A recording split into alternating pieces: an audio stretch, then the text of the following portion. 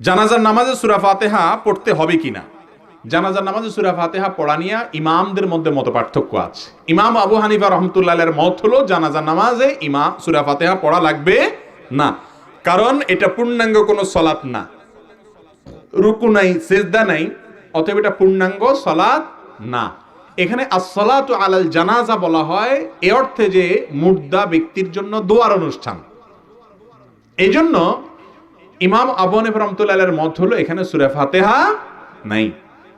আর অন্য ইমামদের অনেকে বলেন লা সালাতা ইল্লা বিফাতিহাতিল কিতাব, যত প্রকারের সালাত আছে সূরা ফাতিহা ছাড়া চলবে না, এটাও একটা সালাত, জানাজার নামাজও একটা নামাজ, অতএব এখানে সূরা ফাতিহা লাগবে।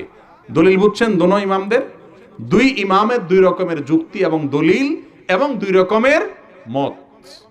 এখানে কোনো একটা আপনার কাছে শক্তিশালী মনে হতে পারে, কিন্তু তাই বলে অন্যটা ভুল বা তার জানাজা হয় না এরকম কথা বলার সুযোগ নাই।